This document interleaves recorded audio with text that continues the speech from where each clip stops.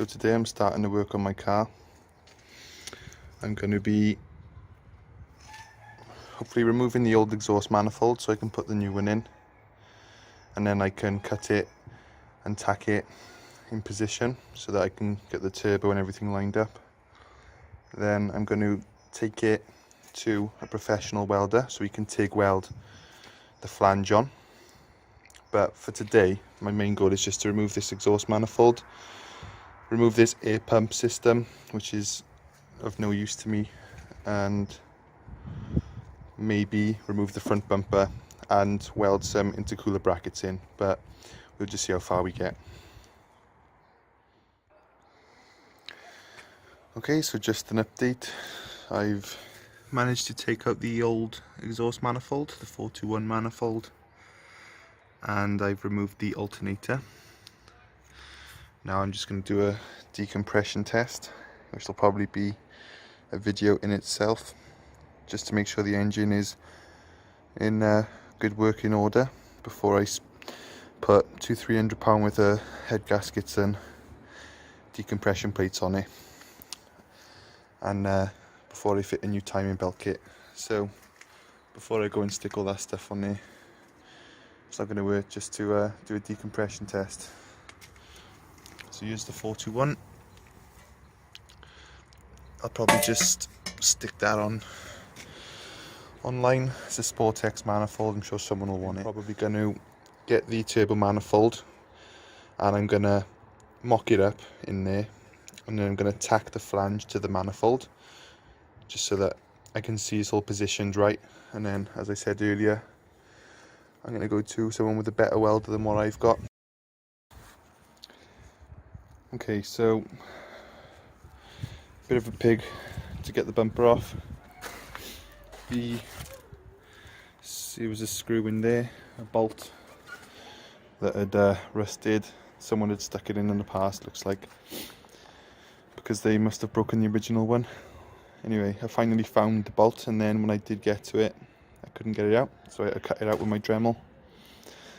I've removed the bumper and the inlet manifold. Now I'm just going to start to take out the air pump system. So this pipe comes down here, comes all the way across here, goes under there, and then it goes to an air pump, which is quite heavy, so I might as well take it out because it's not going to work on a boosted application, and it's only there for starter permissions anyway. So yeah.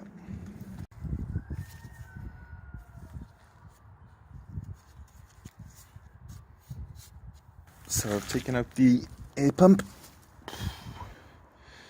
Probably weighs about 5 kilograms, so it's not light, especially with all the pipework and brackets that actually went to a dead end, so I don't really see the point in them. I don't think they were functioning properly anyway. So I've removed them all. Now all I have to do is cable tie up this connector, and that's basically the air pump removed, and I can crack on with the manifold.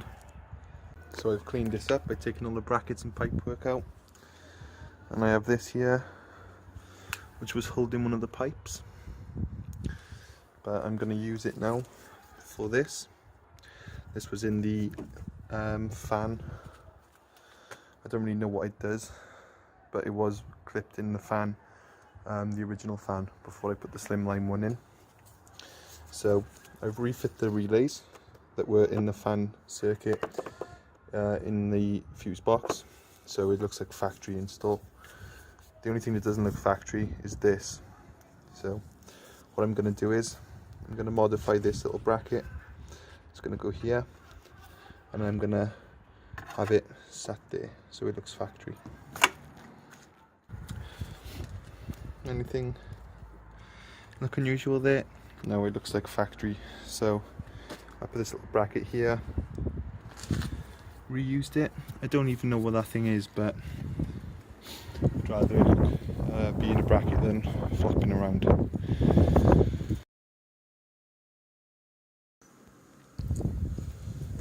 So last night I had modified my manifold. I cut it and I had the flange positioned. Then I went to a welder and he welded it with a MIG welder. I was thinking of TIG welding it, but then I realised that the aftermarket exhaust system that was on the car was MIG'd, and it seems to be quite a good brand that was on there, so I didn't see an issue with MIG welding the flange on. So the flange was MIG welded by a welder. He welded it once, then he MIG welded it, he double welded it again, then on the inside of the flange he welded again, and he welded in a support brace. So I'm pretty confident that that weld is not going anywhere, and it fits perfect in the engine bay. So that was just a temporary install of the turbo and manifold. It's going to come back off. I'm also going to do a compression test just to make sure that the engine is healthy before it has any boost put into it.